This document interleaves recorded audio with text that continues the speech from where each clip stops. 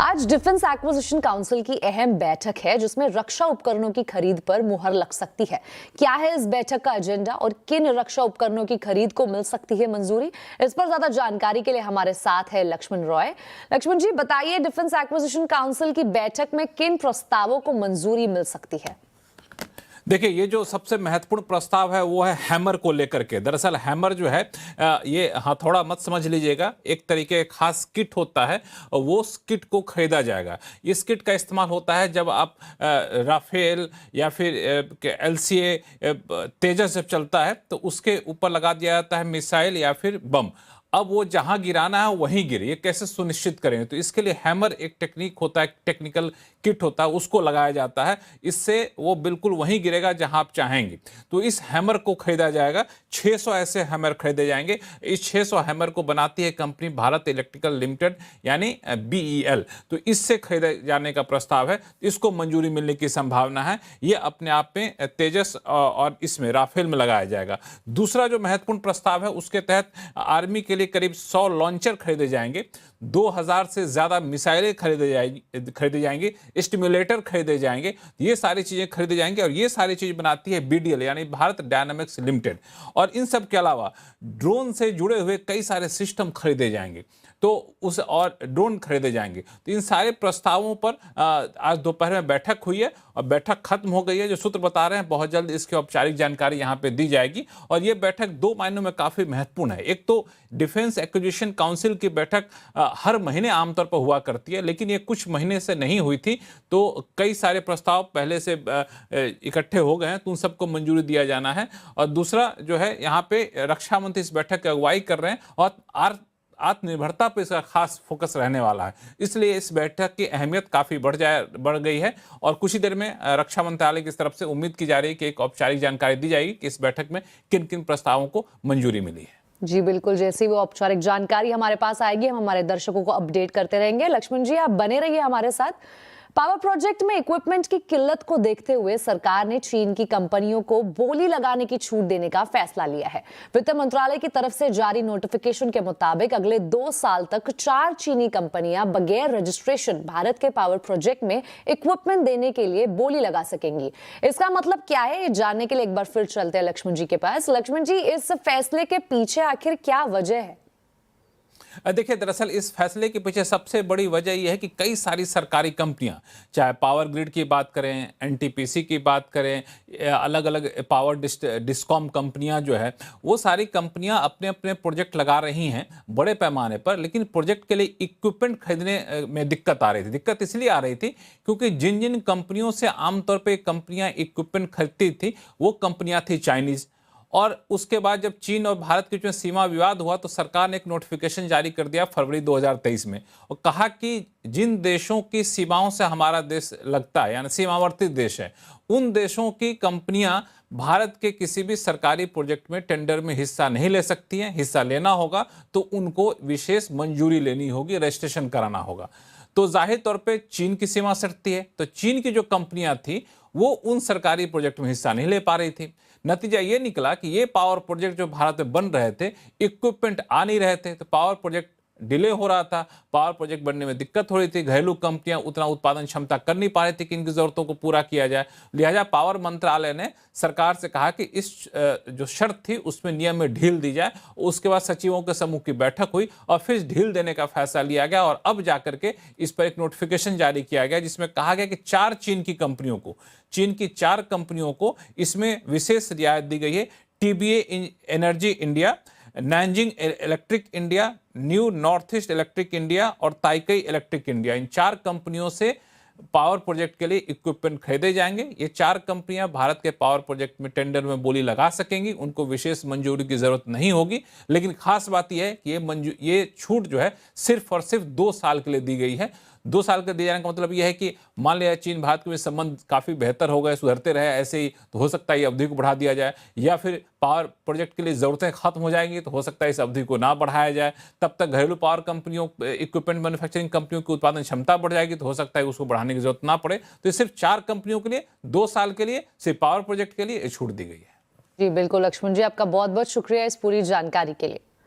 सरकार एआई को रेगुलेट करने की तैयारी कर रही है। इसके लिए सरकार नया कानून ला सकती है। जी हां, आईटी सेक्रेटरी एस कृष्णन के मुताबिक मौजूदा कानून डीप फेक से निपटने के लिए काफी था, लेकिन अब नई चुनौतियां आ रही है।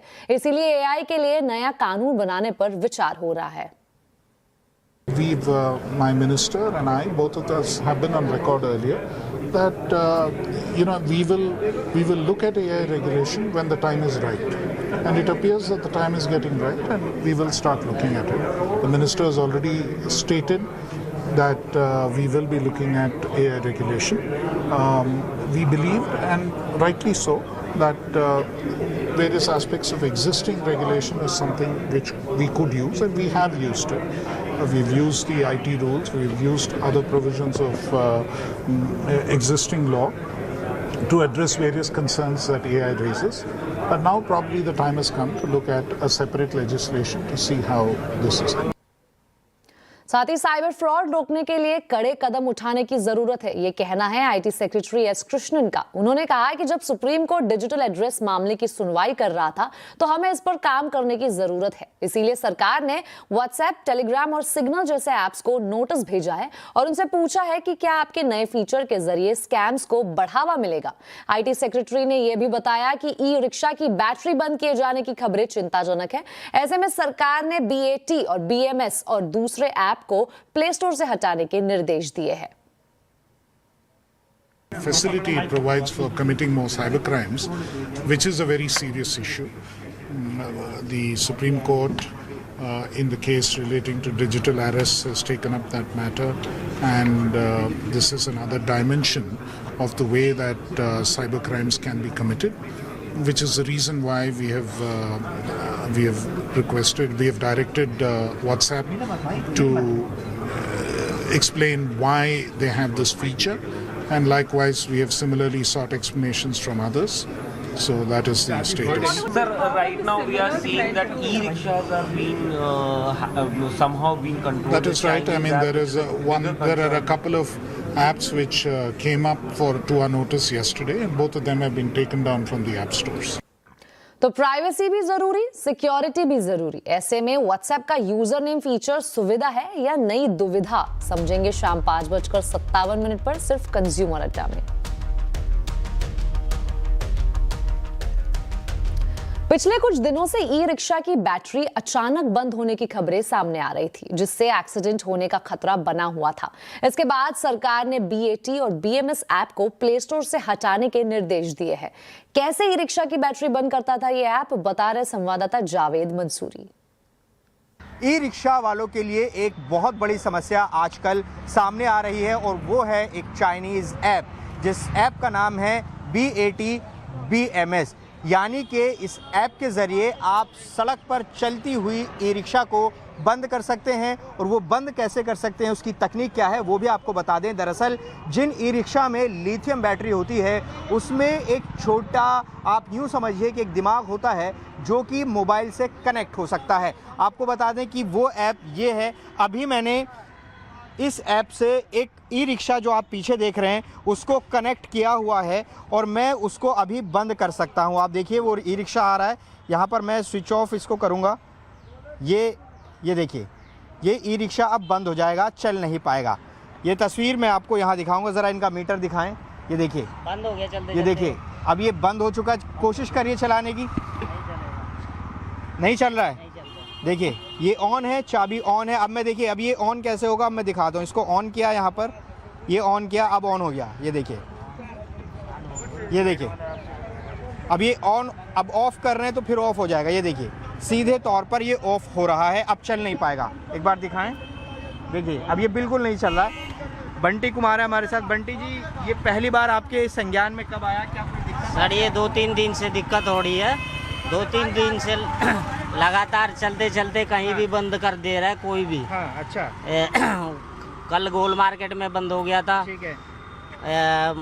उसके बाद यहाँ पे तिवारी चौक पे बंद हो गया था। ये चलते चलते सवारी ले जाते जाते बंद हो जाती है। ये तो खतरनाक इसलिए भी कि पैसेंजर बैठे रहते हैं, एक्सीडेंट हुआ रहता है, एक्सीडेंट हो सकता है, बिल्कुल हो सकता है एक्सीडेंट, क्योंकि सवारी बोलते क्या हो गया अचानक से। तो आपको कब पता चला? आपने भी ऐप डाउनलोड की फिर बाद में? हमारे को कोई बताया जानकार बंदा, जब हमने डाउनलोड करके तब उसको एक्टिवेट किया तो चालू हो गया। ये कितने दिन पहले आपके संज्ञान में आया? ये 3-4 दिन से हो रहा है। 3-4 दिन से हो रहा है। हाँ, तो लोगों को परेशान भी कर रहे हैं? बहुत परेशान हो रहा है। स्कूटी से बंदे घूम घूम के बंद कर रहे हैं, स्कूटी से घूम घूम के गाड़ियों को बंद कर रहे हैं। चलिए अब एक नजर आज के बाजार के हाल पर। शुरुआती तेजी के बाद बाजार ऊपरी स्तरों से फिसलकर बढ़त के साथ बंद हुआ। हालांकि मिड कैप शेयरों में मुनाफा वसूली देखने को मिली, जबकि स्मॉल कैप इंडेक्स ने लगभग फ्लैट क्लोजिंग ली। बाजार में कैसे रहा है आज का हाल, बता रही है रक्षा रावत।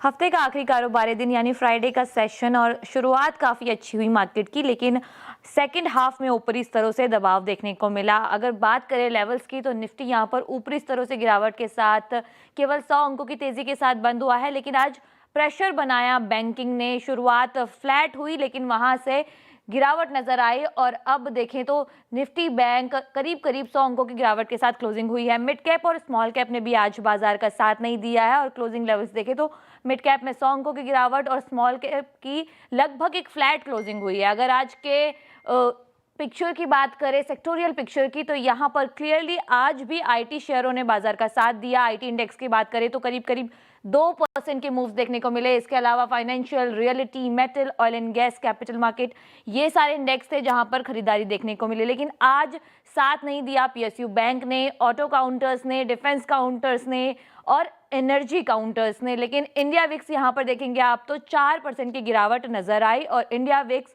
12 के लेवल के नीचे कारोबार करता हुआ आज नजर आया। लेकिन आज के निफ्टी कंट्रीब्यूटर्स की बात करें तो यहाँ पर जो लिस्ट है उसमें HCL टेक शामिल है, करीब 6% के गेंस दिखाई दिए।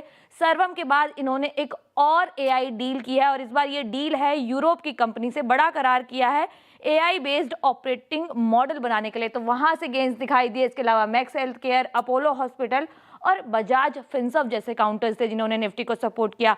लेकिन निफ्टी का साथ किसने नहीं दिया उस लिस्ट को देखेंगे तो यहाँ पर बैंकिंग काउंटर्स में से 2 काउंटर एक्सिस बैंक और SBI बैंक, ये दोनों काउंटर थे जिन्होंने निफ्टी का साथ नहीं दिया। इसके अलावा M&M और L&T, ये दोनों ने भी आज निफ्टी का साथ नहीं दिया और टॉप लूजर में शामिल रहे। आज जो पूरा प्रेशर आया वो बैंकिंग शेयरों से आया और स्पेशली PSU बैंक, जी हाँ, सरकारी बैंकों में आज खासकर ज्यादा दबाव देखने को मिला और ये सभी काउंटर्स थे सरकारी बैंक से जिन्होंने आज बैंकिंग शेयरों पर दबाव डाला और आज मार्केट का बिल्कुल भी साथ नहीं दिया। तो ये था आज के बाजार का पूरा मूड और माहौल। क्या बाजार में फील गुड की दस्तक सुनाई दे रही है? नए वित्त वर्ष की पहली तिमाही के नतीजों से कितनी है उम्मीद? आज आवाज अड्डा में इसी पर होगी चर्चा। बाजार सेंटिमेंट में सुधार, शाम 7:57 पर। इसी के साथ आवाज समाचार में वक्त हो चुका है एक छोटे से ब्रेक का। खबरें आगे और भी है, बने रहिए हमारे साथ।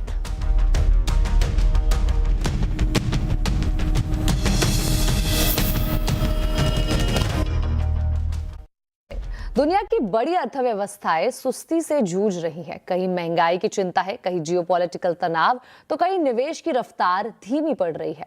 लेकिन इस वैश्विक अनिश्चितता के बीच भारत की अर्थव्यवस्था लगातार मजबूती के संकेत दे रही है। सरकार के ताजा आर्थिक आंकड़े बताते हैं कि ग्रोथ सिर्फ बरकरार नहीं है बल्कि कई मोर्चों पर और मजबूत होती दिख रही है। आखिर कौन कौन से संकेत बता रहे हैं कि भारत की ग्रोथ स्टोरी अभी भी ट्रैक पर है? देखिए हमारी एक खास रिपोर्ट।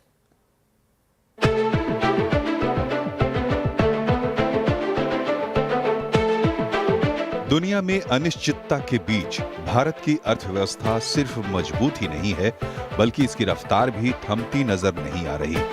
ताजा आंकड़े बताते हैं कि भारत लगातार दुनिया की सबसे तेजी से बढ़ने वाली बड़ी अर्थव्यवस्था बना हुआ है। वित्त वर्ष 2025-26 में भारत की GDP ग्रोथ 7.7% रही। खास बात ये रही कि पिछले वित्त वर्ष की चौथी तिमाही में ग्रोथ और तेज होकर 7.8% तक पहुंच गई। यानी साल खत्म होते होते अर्थव्यवस्था की रफ्तार और मजबूत हुई। सिर्फ GDP ही नहीं, मैन्युफैक्चरिंग की रफ्तार भी दमदार बनी हुई है। HSBC इंडिया मैन्युफैक्चरिंग PMI लगातार 37वें महीने 50 के ऊपर बना हुआ है। इसका मतलब साफ है, देश में उत्पादन बढ़ रहा है, नई बुकिंग आ रही है, खरीदारी हो रही है और रोजगार भी बढ़ रहा है।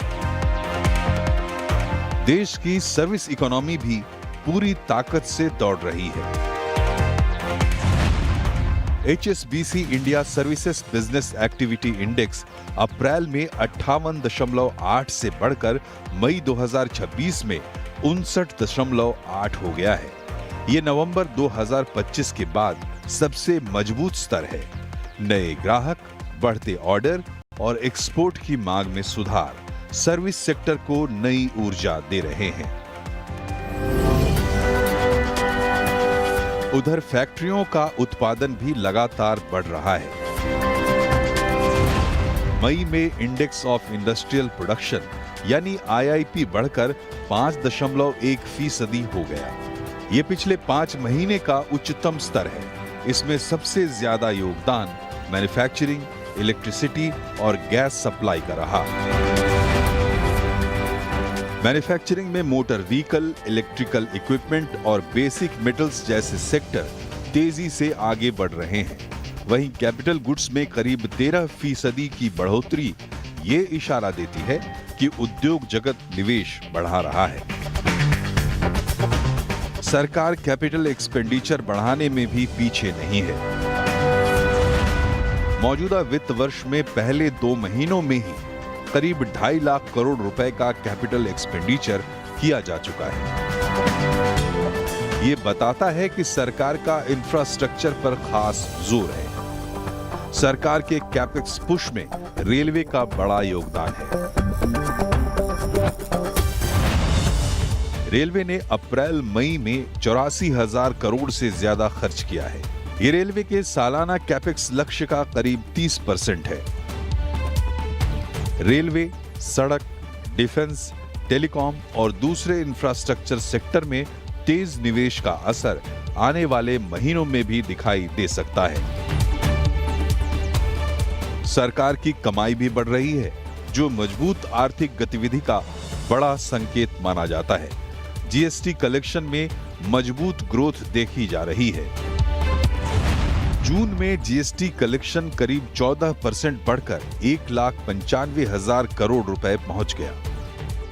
मौजूदा वित्त वर्ष में डायरेक्ट टैक्स कलेक्शन में भी करीब 15% की बढ़ोतरी दर्ज की गई है। 17 जून तक direct tax collection 5.21 lakh crore रहा है। इसका मतलब है व्यापार भी बढ़ रहा है, कमाई भी और टैक्स बेस भी मजबूत हो रहा है। हाई फ्रीक्वेंसी इंडिकेटर्स भी यही कहानी बयां कर रहे हैं। ई-वे बिल में बढ़ोतरी हो रही है, बिजली की मांग तेज हुई है, बंदरगाहों पर कार्गो बढ़ा है, ऑटोमोबाइल बिक्री रिकॉर्ड स्तर पर बनी हुई है और ग्रामीण इलाकों में भी वाहनों की मांग लगातार मजबूत है। शहर हो या गांव, खपत और आर्थिक गतिविधियां दोनों रफ्तार पकड़ती नजर आ रही हैं। हालांकि चुनौतियां अभी खत्म नहीं हुई। वैश्विक तनाव, कच्चे तेल की कीमतें और दुनिया की सुस्त मांग जैसी चुनौतियां अब भी बनी हुई हैं। लेकिन फिलहाल जो आंकड़े सामने आ रहे हैं वे यही संकेत दे रहे हैं कि मजबूत घरेलू मांग, सरकारी इंफ्रा निवेश और निजी क्षेत्र की बढ़ती गतिविधियां भारत की ग्रोथ स्टोरी को मजबूती दे रही हैं। हावड़ों से लेकर मैदानों तक बारिश अब आफत बनती नजर आ रही है। हम आपको देश भर से ऐसी कुछ तस्वीरें दिखा रहे हैं। महाराष्ट्र के कोल्हापुर में मूसलाधार बारिश से पंचगंगा नदी का जलस्तर लगातार बढ़ रहा है और निचले इलाके पानी की चपेट में आ गए हैं। वहीं हिमाचल प्रदेश के चंबा में दुर्गम पहाड़ी इलाके में फंसे 24 श्रद्धालुओं को 2 दिन बाद सुरक्षित रेस्क्यू कर लिया गया। तो वहीं किन्नौर में चोलिंग नाले में आए फ्लैश फ्लड ने भारी तबाही मचा दी। मलबे और पत्थरों की चपेट में कई गाड़ियां दब गई। तो मध्य प्रदेश के बैतूल में भैंसाई नदी उफान पर है, जहां कई गांवों का सड़क संपर्क टूट गया है। जयपुर में तो कुछ घंटों की बारिश ने एसएमएस अस्पताल की व्यवस्थाओं की पोल खोल दी, जहां आईसीयू और इमरजेंसी तक में पानी भर गया। इस बीच पंजाब के पठानकोट में जल भराव के बीच यात्रियों से भरी बस फंस गई, जिन्हें रेस्क्यू टीम ने सुरक्षित बाहर निकाला। कुल मिलाकर देश के कई राज्यों में मॉनसून ने रफ्तार पकड़ ली है और उसके साथ लोगों की मुश्किलें भी बढ़ गई है।